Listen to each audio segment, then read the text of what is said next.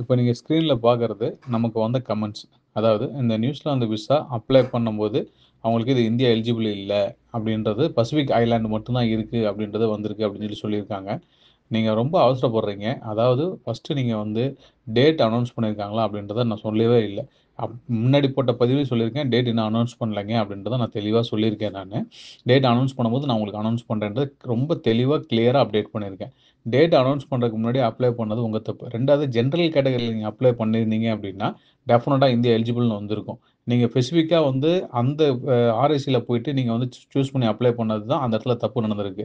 So நீங்க தப்பு பண்ணதும் இல்லாம, அத வந்து நீங்க இங்க கமெண்ட்ஸ் பதிவு பண்ணி மத்தவங்களையும் குழப்புறீங்க. தயவு செஞ்சு அப்ளை பண்றதுக்கு முன்னாடி வீடியோவும் தெளிவா பாருங்க.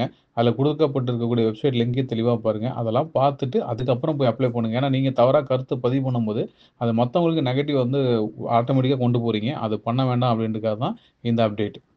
கூட்டன் மார்க்கன் புரியல. ஜெர்மன் பேசக்கூடியவர்களுக்கு இது புரியும். ஜெர்மன் லாங்குவேஜ்ல குட் மார்னிங் அப்படின்றத நான் வந்து இப்போ வந்து சொன்னேன். நான் எதுக்கு இதை நீ சொல்ற இந்த லாங்குவேஜ்ல கேட்கலாம் சில பேருக்கு. நான் ரீசெண்டா ஜெர்மன் போயிட்டு வந்து உங்களுக்கு தெரியும். ஸோ மிகப்பெரிய வாய்ப்புகள் வந்து அங்கே கொட்டி கிடக்குதுல, எந்த மாற்றமும் வந்து கிடையாது. பொதுவாக நம்ம வந்து என்னதான் காதல கேட்கும்போது ஒரு இடத்துல நேரில் போகும்போது அதோட வித்தியாசங்கள் தெரியும்னு சொல்லுவாங்க இல்லையா. ஸோ அது மாதிரியான ஒரு டிஃப்ரெண்ட் தான் நான் வந்து அந்த இடத்துல ஃபேஸ் பண்ணேன். நான் ரொம்ப நல்ல ஃபீலிங் கிடைச்சிது எனக்கு அந்த இடத்துல. ஸோ இவ்வளோ பெரிய வாய்ப்பு கொடுக்கக்கூடிய இடத்த வந்து நம்ம மிஸ் பண்ணக்கூடாதுன்றதுனால இது எந்த இடத்த தடுக்குது அப்படின்னு பார்த்தோம். அதனால வந்து இந்த லாங்குவேஜ் படிச்சா மிகப்பெரிய வாய்ப்பு உருவாக்க முடியும், அதாவது மற்றவங்களுக்கு கொடுக்க முடியும்ன்றதை நான் தெரிஞ்சுக்கிட்டேன். இம்மிடியா கிளாஸ் வந்து ஜாயின் பண்ணிட்டேன். இப்போ கிளாஸ் ஸ்டார்ட் பண்ணி ஒரு 2 நாள் ஆகுது. ஸோ விரைவாக நான் வந்து கோர்ஸை முடிக்கிறேன். ஸோ முடிச்சதுக்கு அப்புறம் வந்து இன்னும் சில திட்டங்கள் இதில் வச்சிருக்கும். அதெல்லாம் அடுத்தடுத்த வீடியோல நான் உங்களுக்கு வந்து ஷேர் பண்றேன். ஓகே, இந்த விஷயத்துக்கு போவோம். அதாவது லாஸ்ட் டைம் நம்ம வந்து நியூசிலாந்து சீசனல் விசா வந்து அப்டேட் பண்ணியிருந்தோம். அதை வந்து நம்ம வந்து சில நபர்கள் நம்ம கிட்ட பேசும்போது, சார் இந்த கேட்டகரிக்கு வந்து கிடைக்காதா, ஸோ இந்த ஏஜ்ல இருக்க எனக்கு கிடைக்காதா, இப்பதான் நான் படிச்சு முடிச்சேன் எனக்கு கிடைக்காதா அப்படின்னு கேட்டவங்கலாம் வந்து நிறைய நபர்கள். அது என்னமோ தெரியல, நம்ம கேட்டதை வந்து கவர்மெண்ட் கேட்டுச்சு என்னன்னு தெரியல. கவர்மெண்ட் அடிஷனலா இருக்கக்கூடிய விசாலேயே இன்னொரு கேட்டகரி கிரியேட் பண்ணி இன்னொரு கேட்டகரி அனௌன்ஸ் பண்ணிட்டாங்க. ரெண்டுக்கும் ஒரே டேட்டை வந்து கொடுத்துட்டாங்க, அப்ளை பண்ணுங்கன்னு சொல்லிட்டாங்க, எல்லாம் கொடுத்துட்டாங்க. இதுல சின்ன சின்ன கரெக்ஷன்ஸும் வந்து இருக்கு. நம்ம அதாவது இந்த கரெக்ஷன்ஸ் மேபி நான் கவனிக்காம இருக்கலாம், இல்ல இதை இப்ப வந்து அவங்க வந்து அனௌன்ஸ் பண்ணுங்க, ரெண்டுமே இருக்கு. அதுல என்னென்ன அப்டேட் கரெக்ஷன்ஸ் அப்டேட் வந்து கொடுத்துருக்காங்க அப்படின்றதே வந்து டீடைல்டா வந்து நான் சொல்றேன். நான் இதுல என்னென்ன சேஞ்சஸ் மெயின் அந்த 2 கேட்டகரி ஏன் கொடுக்கணும் அப்படின்றதும், இதுக்கு முன்னாடி இருக்கக்கூடிய விசாக்கும் இதுல இருக்கக்கூடிய டிஃபரன்ஸ் என்ன அப்படின்றது எல்லாமே ஒரு டைம் டேபிளோட போட்டு உங்களுக்கு வந்து நான் எக்ஸ்பிளைன் பண்ண போறேன் நான். சோ வீடியோ ஸ்கிப் பண்ணாம பாருங்க, அப்பதான் உங்களுக்கு தேவையான தகவல் எல்லாமே கிடைக்கும். இந்த வாய்ப்பை விட்டுறாதீங்க. திரும்பவும் சொல்றேன், எந்த வேலை கிடைச்சாலும் பரவாயில்ல, ஒரு நாட்டுக்கு போகணும்னு நினைச்சக்கூடிய நபர்களுக்கு இது மிகப்பெரிய வாய்ப்பு. அதாவது படிக்காத நபர்கள் இந்த மாதிரி ஒரு நாட்டுக்கு போகணும் அப்படின்னு சில கனவுலாம் இருப்பீங்களா, பல பேர் என்கிட்ட பேசியிருக்கீங்க. நீங்க அதெல்லாம் பூர்த்தி ஆகிறதுக்கு ஒரு சான்ஸ் நமக்கே இது வந்து கிடைச்சிருக்கு. கடவுள் கொடுத்த ஒரு வரம் தான் நான் பாக்குறேன். நான் இது மிஸ் பண்ணிடாதீங்க, பயன்படுத்திக்கிங்க. இந்த டீடைல்டா நான் வந்து பதிவு பண்ணிடுறேன். லாஸ்ட் டைம் பார்க்காத வீடியோவை நீங்க வந்து பாத்துக்கீங்க, அப்பதான் புரியும்.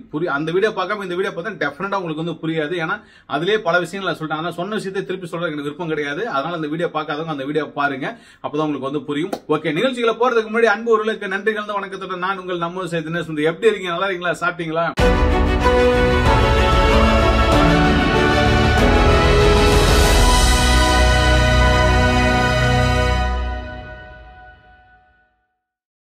வழக்கமா கேட்கக்கூடிய கோரிக்கை தான், தயவு செஞ்சு நீரை வந்து சேகரிச்சு வைங்க.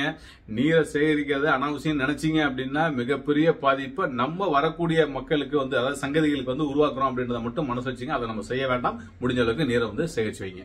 ஆல்ரெடி பதிவு பண்ண வீடியோல global seasonal work force visa அப்படின்ற விசா டீடைல்ஸ் மட்டும் தான் சொல்லியிருந்தோம். இப்ப இதுல அடிஷனலா பீக் சீசனல் விசா அப்படின்றத வந்து அனௌன்ஸ் பண்றோம். சரிங்களா? கவர்மெண்ட் சொன்ன விஷயத்தை இப்ப நம்ம சேனல் மூலமா உங்களுக்கு நான் வந்து தெரியப்படுத்துறேன். இந்த 2 விசாக்கும் இருக்கக்கூடிய ஒற்றுமைகள், அதாவது என்ன டிஃபரெண்ட் இருக்கு அப்படின்றத தெரிஞ்சுக்கலாம். சரிங்களா? என்ன மாற்றங்கள் இருக்குன்ட்டு லாஸ்டா நம்ம பதிவு பண்ண வீடியோல விடுபட்ட சில விஷயங்களை இதுல நம்ம ஆட் பண்ணி நம்ம வந்து சொல்ல போறோம். இது எல்லாமே உங்களுக்கு டிஸ்பிளேலயே நான் வந்து ஒரு டைரக்டா வந்து நான் காட்டியே உங்களுக்கு சொல்றேன், உங்களுக்கு ஈஸியா புரியணும் அப்படின்றதுக்காக தான். சோ இந்த வாய்ப்பை பயன்படுத்திக்கிங்க. சோ இது வந்து பாத்தீங்க அப்படின்னா அவுட் சைடு கேண்டிடேட்டை எடுத்துட்டு வந்தா மட்டும்தான் இந்த பிசினஸ், அதாவது இந்த இடங்களை வந்து பூர்த்தி செய்ய முடியும். இதுல இருந்து நம்ம உற்பத்தி அதிகரிக்க முடியும், இதுல இருந்து லாபத்தை எடுக்க முடியும். பொருளாதாரத்தை முன்னேற்றத்துக்கு விவசாயம் இல்லைன்னா முடியாதுன்றத வந்து புரிஞ்சுக்கிட்டனாலதான் இந்த ஒரு வாய்ப்பு, அதாவது குளோபல் விசா அப்படின்றத வந்து அறிமுகப்படுத்தியிருக்காங்க. இதுக்கு முன்னாடி சில விசாக்கள் இருக்கு, அதுல ப்ரொஃபஷனலா இருக்கவங்க மட்டும்தான் போக முடியும், வேற யாருமே போக முடியாது. இந்த வாய்ப்பை நம்ம வந்து பயன்படுத்திக்கணும். இதை பயன்படுத்திட்டு இது மூலியமா உள்ள போயிட்டு மற்ற வாய்ப்புகளையும் நீங்க வந்து உருவாக்கிக்கணும் அப்படின்றத வந்து புரிஞ்சுக்கணும் நீங்க. சரிங்களா? ஓகே, இந்த விசாவை நீங்க எடுத்துக்கிட்டீங்க அப்படின்னா, சோ இதுல இருக்கக்கூடிய 2 விசா, இப்ப முன்னாடியே சொன்ன visa global work force seasonal visa, இப்ப பீக் சீசனல் விசா. இது ரெண்டுக்குள்ள டிஃபரெண்ட் என்ன அப்படின்னா, இந்த விசால நீங்க போனீங்க அப்படின்னா 3 வருஷம் வேலிடிட்டி வந்து கொடுத்துறாங்க. இந்த பீக் சீசனல் விசால வந்து 3 வருஷம் வேலிடிட்டி வந்து கிடையாது அப்படின்றது. அதே மாதிரி இந்த விசால இருக்கக்கூடியவங்க இமிடியேட்டா மாத்திருக்கு வேற விசா சேஞ்சஸ் பண்றதுக்கான வாய்ப்புகள் வந்து இருக்கு. இந்த விசால வந்து பாத்தீங்க அப்படின்னா 4 மாசம் நீங்க வெயிட் பண்ணணும் அப்படின்றதும் வந்து ஒரு சின்னதா சொல்லியிருக்காங்க. அதே மாதிரி நீங்க வந்து ஆல்ரெடி இருக்கக்கூடிய விசால வந்து பாத்தீங்க அப்படின்னா 3 வருஷம் அப்படின்னு நம்ம சொன்னோம் இல்லைங்களா, அந்த 3 வருஷத்துக்கு அப்புறம் வந்து நீங்க வந்து மாத்தக்கூடிய விசா எந்த கேட்டகரி இருந்தாலும் அந்த கேட்டகரிக்கான எலிஜிபிலிட்டி வந்து இருந்தா மட்டும் நீங்க வந்து மாத்திக்க முடியும்னு சொன்னோம். அதே மாதிரி இதுல இருக்கக்கூடிய வித்தியாசங்கள் இந்த டேபிள்ல வந்து நீங்க பாருங்க, உங்களுக்கு எல்லாமே வந்து புரியும். இந்த டேபிள பாத்துருங்க. இப்போ நம்ம பார்க்கறது வந்து 2 கேட்டகரிக்கும் உள்ள டிஃப்ரெண்ட், அதாவது குளோபல் ஒர்க் ஃபோர்ஸ் சீசனல் விசாக்கும் பீக் சீசனல் விசாக்கும் உள்ள டிஃப்ரெண்ட் என்ன அப்படின்றத நம்ம வந்து பார்க்கலாம். ஃபர்ஸ்ட் வந்து என்ன சொல்றாங்க அப்படின்னா, ஃபர்ஸ்ட் நான் சொல்றது வந்து குளோபல் ஒர்க் ஃபோர்ஸ் விசாக்கான டீடைல்ஸ், ரெண்டாவது பீக் சீசனல் விசா. திறன்நிலை அப்படின்னு சொல்றாங்க, அதாவது திறமை வந்து ஸ்கில்டு தொழிலாளர்கள் வந்து குளோபல் ஒர்க் ஃபோர்ஸுக்கு வந்து தேவையும், பீக் சீசனல் விசாக்கு வந்து ஆரம்ப நிலை என்ட்ரி நம்ம முன்னாடியே சொன்னதுதான். அதாவது வந்து 2 பேத்துக்குமே வாய்ப்பை கொடுக்கணுன்றதுக்காகவே வந்து இதை கொண்டு வந்திருக்காங்க அப்படின்றது. ஸோ இதுல வந்து ஃபர்ஸ்ட் வந்து ஸ்கில்டும், ரெண்டாவது இப்பதான் என்ட்ரி ஆகிறேன் அப்படின்னா அவங்களுக்கான ஆப்ஷன்ஸ் வந்து கொடுக்குறாங்க. அதே மாதிரி இதோட டைம் டியூரேஷன்ஸ் உங்களுக்கு தெரியலீங்களா, நான் இதுக்கு முன்னாடி பதிவு பண்ண வீடியோ சொல்லியிருக்கேன். 3 வருடம் வந்து இதுக்கான வாய்ப்புகள் வந்து கொடுக்குறாங்க விசா. ஆனா 3 மாதம் வெளில இருக்கணும் அப்படின்னு சொல்லிட்டு. ஆனா இந்த பீக் சீசன் விசால வந்து பாத்தீங்கன்னா 7 மாதங்கள் வரை மட்டும்தான் வந்து இந்த விசா வந்து கொடுக்குறாங்க உங்களுக்கு. அனுபவம்ன்றது வந்து பாத்தீங்கன்னா கடந்த 6 வருடங்கள்ல 3 சீசன்ல நீங்க ஒர்க் பண்ண அனுபவம் வேணும். எதுக்கு? இந்த குளோபல் ஒர்க் ஃபோர்ஸ் சீசனல் விசாக்கு. அதே பீக் சீசனல் விசாக்கு வந்து பாத்தீங்கன்னா அனுபவம்ன்றது வந்து பாத்தீங்கன்னா லாஸ்ட் 3 இயர்ஸ்ல ஒரு சீசன்ல ஒர்க் பண்ண அனுபவம் உங்களுக்கு வந்து வேணும். இந்த அனுபவம்ன்றது வந்து ஏதாவது ஒரு வெளிநாட்டுல நீங்க வேலை செஞ்சிருக்குன்ற அவசியம்லாம் கிடையாது. இந்தியாவுக்குள்ள நீங்க எங்க வேலை செஞ்சிருந்தாலும் அல்லது வெளிநாட்டுல நீங்க எங்கேயாவது வேலை செஞ்சிருந்தாலும் அது போதுமானது. அதே மாதிரி வந்து உங்களுக்கு ஏதாவது திறனாய்வு சோதனை நடத்துவாங்களா உங்களுக்கு வந்து அப்படின்னு பாத்தீங்கன்னா, ஒரு ஏதாவது டெஸ்ட் வந்து கண்டக்ட் பண்ணுவாங்களா உங்களுக்கு தெரியுமா, அதுக்கான நேர்முக தேர்வு அந்த மாதிரி ஏதாவது இருக்குமான்னு கேட்டீங்க அப்படின்னா 2க்குமே வந்து கேட்டகரி வந்து இல்ல. அதே மாதிரி இங்கிலீஷ் தெரிஞ்சிருக்கணும்னு சொன்னா அதை முன்னாடியே நம்ம சொன்னதான் 2 கேட்டகரிக்கும் வந்து இல்ல. அதே மாதிரி ஃபேமிலியை அழைச்சிட்டு போறதுக்கான வாய்ப்பு இருக்கா, 2 கேட்டகரியிலுமே வந்து இல்ல. சுகாதார காப்பீடு வந்து பாத்தீங்கன்னா, அதாவது வந்து பெருசா அவங்க வந்து சொல்லல, ஆனா வந்து கண்டிப்பா அதுக்கான தேவை வந்து இருக்கதான் செய்யுது. அதாவது வந்து ஒரு இன்சூரன்ஸ் வந்து எடுக்க வேண்டிய அவசியம் வந்து இருக்கதான் செய்யுது. அதே மாதிரி வேலை மாற்றுறதுக்கு உண்டான விசா வந்து இந்த 2க்குமே இருக்கான்னு கேட்டீங்கன்னா 2க்குமே வந்து பாத்தீங்கன்னா விசா வகைகள் மட்டுமே மாறலாம் அப்படின்றத வந்து 2க்குமே வந்து கொடுத்துருக்காங்க. அதே விசா வகைக்குள் மட்டுமே மாறலாம் அப்படின்றத வந்து சொல்லியிருக்காங்க. விசா முடிந்த பின், அதாவது தகுதி இருந்தால் மற்ற விசாவுக்கு மாறலாம். நீங்க உங்களுக்கான எலிஜிபிலிட்டி இருந்தது அப்படின்னா நீங்க மற்ற விசாவுக்கு வந்து மாறலாம் அப்படின்றத வந்து சொல்லியிருக்காங்க. அதே மாதிரி வந்து பாத்தீங்கன்னா இந்த பீக் சீசன் விசாவுக்கு வந்து 4 மாதம் வந்து நீங்க வந்து டெஃபினட்டா வந்து வெயிட் பண்ணி தான் ஆகணும். RSC ரெகக்னைஸ்ட் சீசனல் எம்ப்ளாயர் அப்படின்றது நம்ம ஆல்ரெடி பல வீடியோலயே சொல்லியிருக்கோம். நம்ம இதுக்கும் இப்போ இந்த PSV அப்படின்ற பீக் சீசனல் விசாக்கு என்ன வித்தியாசம்னு கேட்டீங்க அப்படின்னா, இது எப்போ தொடங்கினாங்க அப்படின்னா RSCன்றது வந்து பல வருடம் இருந்துட்டு வரக்கூடிய ஒரு திட்டம் தான். இந்த பீக் சீசனல் விசான்றது இப்போ டிசம்பர் 2025 தொடங்கக்கூடிய ஒரு புதிய திட்டம். அதே மாதிரி RSC விசா காலம் வந்து பார்த்தீங்கன்னா 7 இருந்து 9 மாதங்கள் தான் வருடத்திற்கு. அதை முன்னாடி நம்ம பதிவு பண்ணதா அதில் எந்த மாற்றமும் கிடையாது. பீக் சீசன் விசா வந்து ஜஸ்ட் 7 மாதம் மட்டும்தான் அவங்களுக்கு வந்து ப்ரொவைட் பண்றாங்க. RSC வந்து பாத்தீங்கன்னா அங்கீகாரப்பட்ட முதலாளிகள் வந்து தேவை. இதுல வந்து பாத்தீங்கன்னா AEWVன்னு சொல்லுவாங்க. அந்த அக்ரிடேட்டட்னு சொல்லி உங்களுக்கு முன்னாடி நீங்க பல வீடியோ எல்லாம் நீங்க பார்த்துட்டு தான் உங்களுக்கு தெரிஞ்சிருக்கும். அதுல அவங்க ரிஜிஸ்டர் பண்ண இருக்கக்கூடிய எம்ப்ளாயிஸ் தான் இந்த விசாக்கான விசா உங்களுக்கு வந்து கொடுக்க முடியும். வேலை எடுத்து ஒரு எம்ப்ளாயி வரீங்க அப்படின்னா அவங்க வேலையை எடுத்து விசா கொடுக்கறதுக்கு இந்த 2 கேட்டகரியில ரிஜிஸ்டர் பண்ணவங்க மட்டும்தான் உங்களுக்கு வந்து விசா கொடுக்க முடியும். அதாவது ஜாப் ஆஃபர் கொடுக்க முடியும். அதே மாதிரி வந்து பாத்தீங்கன்னா இது பொதுவானது வந்து பாத்தீங்கன்னா இந்த RSCன்றது வந்து அக்ரிகல்ச்சர் டிபார்ட்மெண்ட்ல இருக்கக்கூடிய விஷயங்களும், இது வந்து இந்த பீக் சீசன் விசா வந்து பாத்தீங்கன்னா கால்நடை காடு கடல் உணவு சார்ந்த உணவு வேலைக்கு வந்து இருக்கக்கூடிய ஒரு கேட்டகரி. இந்த GWSV அதாவது இந்த குளோபல் விசாக்கும் இப்போ இந்த பீக் விசாக்கும் உள்ள 2த்துக்கும் உள்ள டிஃபரன்ஸ் என்னன்னு பாத்தீங்கன்னா, 2 விசா கேட்டகரியுமே புதுசா உருவாக்கப்பட்டது தான். அவங்களுக்கு தேவை இருக்கு அப்படின்றதுனால உருவாக்கப்பட்ட இந்த விசா அதிகமான நண்பர்கள் தேவை அப்படின்றதுக்காக. ஸோ இது 2மே வர டிசம்பர்ல தான் அறிமுகப்படுத்துறாங்க. இதுக்கு முன்னாடி இது அறிமுகப்படுத்தவே கிடையாது. மத்த டீட்டெயில்ஸ்லாம் நம்ம முன்னாடியே சொன்னதுதான். அதாவது திறமை வாய்ந்தவங்க, ஆல்ரெடி அதாவது புதுசா வரக்கூடியவங்க அப்படின்றதும், இந்த பழைய டீட்டெயில்ஸ் எல்லாமே நான் ஆல்ரெடி குடுத்தது தான். இதுல வந்து பார்த்தீங்கன்னா, வேலை வந்து பார்த்தீங்க அப்படின்னா, மலை வழிகாட்டிகள், பனை இயந்திர ஆப்பரேட்டர்கள், மது தயாரிப்பு, அந்த ஒயின்லாம் இங்க அதிகமா தயாரிப்பாங்க. ஸோ அந்த மாரி இடங்களுக்கான வாய்ப்புகள் வந்து இருக்கு. இறைச்சி ஆய்வாளர்கள் அப்படின்ற ஒரு கேட்டகரி வந்து குடுத்துருக்காங்க இந்த GSWக்கு. அதேமாரி கடல் உணவு, பண்ணை, கன்று வளர்ப்பு, காடு வளர்ப்புக்கு வந்து பார்த்தீங்க அப்படின்னா, இந்த பீக் சீசனல் விசால வந்து கேட்டகரி வந்து குடுத்துருக்காங்க.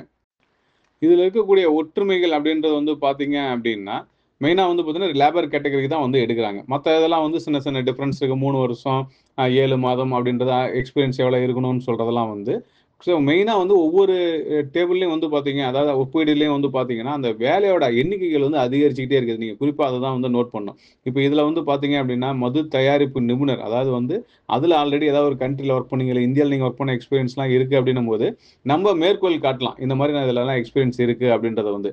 ஸோ அத தான் வந்து இந்த இடத்துல ஒரு கம்பேரிசன் அப்படின்னு எடுத்துக்கிட்டீங்க அப்படின்னா, ஒரு எக்ஸாம்பிளுக்காக சொன்ன விஷயம் தான். அத நீங்க புரிஞ்சுக்கணும். ஓகே, இப்ப இந்த டேபிள்ல சொன்ன விஷயம் எல்லாமே உங்களுக்கு வந்து புரிஞ்சிருக்கும்னு நினைக்கிறேன். அடிஷனலா இப்ப என்னன்னா, நீங்க எக்ஸ்பீரியன்ஸ் சர்டிபிகேட் வந்து நீங்க வந்து கொடுக்கணும். சரிங்களா? அதாவது நம்ம முன்னாடியே சொன்னோம் இல்லைங்களா, இந்த எக்ஸ்பீரியன்ஸ் வந்து இருக்கணும், ஆனா வந்து தேவையில்லைன்னு சொன்னோம். ஆனா இப்ப என்ன சொல்லியிருக்காங்க, இதுல வந்து இந்த இப்ப வந்திருக்க அப்டேட்ல நீங்க ஒரு அக்ரிகல்ச்சர்ல ஒர்க் பண்ணிருந்தீங்கன்னா, அதுல வேலை செஞ்ச அனுபவத்துக்கு தகுந்த சம்பளம் வாங்கியிருப்பீங்கல்ல, அதுக்கான சேலரி ஸ்லிப்பை கொடுக்கணும்னு சொல்றாங்க. ஆனா பொதுவா நம்ம ஊர்ல வந்து விவசாயத்துக்கு யாருமே கொடுக்க மாட்டாங்க, ரைட்டுங்களா? பட் இதுக்கு சில வழிகள் இருக்கு. அதை வந்து நீங்க வந்து எங்க டீமை கனெக்ட் பண்ணுங்க, நான் வந்து சொல்றேன். ஓகே, அது உங்களுக்கு வந்து புரியறதுக்கு வந்து ஈஸியா இருக்கும். அதனால தனியா நான் சொல்லிடுறேன், நீங்க எங்க டீமை கனெக்ட் பண்ணுங்க. சோ இப்ப நான் சொன்ன விஷயம் எல்லாம் புரிஞ்சிருக்கும். ரெண்டுக்கும் விசா கேட்டகரிக்கான டிஃபரெண்ட் என்ன டிஃபரெண்ட், சோ எப்ப ஆரம்பிச்சாங்க எல்லாமே நம்ம வந்து 1 by 1 நம்ம வந்து சொல்லிட்டோம். இதை பயன்படுத்தணும் நினைக்கிறவங்க பயன்படுத்திக்கிங்க. டேட் அப்படின்றத பாத்தீங்கன்னா 8ஆம் தேதி, டிசம்பர் 8ஆம் தேதி தான் நீங்க அப்ளை பண்ண முடியும். அதுக்கு முன்னாடி அப்ளை பண்ண முடியாது. இந்த வீடியோ வந்து மிஸ்யூஸ் பண்றதுக்கான சில விஷயங்களை வந்து எடுத்திருக்காங்க. அதாவது நம்மளே மாதிரி பதிவு பண்ணது, நம்ம பதிவு பண்ண வீடியோவை நம்ம நேர் ஒருத்தருக்கு ரெஃபரன்ஸா கொடுத்து அந்த ஒரு ஏஜென்சி வந்து மிஸ்லீட் பண்ணிருக்காங்க. சரிங்களா? சோ நான் உங்களுக்கு சொல்லக்கூடிய விஷயங்கள் வந்து பாத்தீங்க அப்படின்னா, நான் வந்து இப்ப ரீசெண்டா ஒரு ஷார்ட்ஸ் கூட பார்த்திருப்பீங்க நம்மள மிஸ்யூஸ் பண்ணது எப்படின்றது. சோ நீங்க தயவு செஞ்சு யாராவது ஒருத்தர் உங்களுக்கு கான்டாக்ட் பண்றாங்க அப்படின்னா, ஏதாவது எங்க பேரை சொன்னாங்கன்னா தயவு செஞ்சு உடனே எங்க டீமை கான்டாக்ட் பண்ணி கன்ஃபார்ம் பண்ணுங்க. சரிங்களா? அதை கன்ஃபார்ம் பண்ணாம நீங்க எந்த ப்ராசஸும் பண்ணாதீங்க. எங்க கிட்ட ஒர்க் பண்றது எல்லாமே வந்து பாத்தீங்கன்னா லேடி ஸ்டாஃப் தான், ஜென் ஸ்டாஃபே கிடையாது. அது மட்டும் இல்லாம உங்களை கான்டாக்ட் பண்றாங்க லேடி ஸ்டாஃப் கூட இருக்கலாம். ஆனா டிஸ்பிளேல தெரியக்கூடிய நம்பர்ல இருந்து வருதா, எங்க ரெஜிஸ்டர் நம்பர், எங்களோட கான்டாக்ட் நம்பர் நாங்க ஒவ்வொரு பதிவிலும் கொடுக்குறோம். அந்த நம்பர்ல இருந்து வருதா, இப்ப நீங்க ஏதாவது ஒரு வீடியோ பாக்குறீங்கன்னா அந்த நம்பர் நோட் பண்ணிக்க. அந்த நம்பர்ல இருந்து உங்களுக்கு கால் வருதா, நீங்க அந்த நம்பருக்கு கால் பண்ணுங்க. அவ்வளவுதான், முடிஞ்சிருச்சு. மத்த நம்பர்ல இருந்து வரக்கூடியதுக்கு எந்த வகையில் நாங்க பொறுப்பு ஏத்துக்க மாட்டோம். சோ அதனால எங்க பேரை தவறா பயன்படுத்துக்க வாய்ப்புகள் நிறைய இருந்திருக்கு. சோ அதனால நீங்க கவனமா வந்து நீங்க வந்து பணம் டிரான்சாக்சன் வரும்போது கேட்டுக்குங்க. இதுவரையும் எந்த நாட்டுல வேலை வாங்கி தரேன் எனக்கு பணம் கொடுங்க அப்படின்னு சொல்லி நாங்க பண்ணதே கிடையாது. சோ அதனாலதான் மீண்டும் பதிவு பண்றோம். கவனமா இருங்கன்னு சொல்லிட்டு. ஓகே, நான் சொன்ன தகவல் எல்லாமே உங்களுக்கு ரொம்ப பிடிச்சிருக்குன்னு நினைக்கிறேன். வரக்கூடிய நாட்கள் இதே மாதிரி சுவாரஸ்யமான வேலை சம்பந்தமான தகவலோட நான் உங்களுக்கு சந்திக்க வர இந்த நிகழ்ச்சி விடுவது நான் உங்க நம்ம தினேஷ். நன்றி, வணக்கம், பாய்.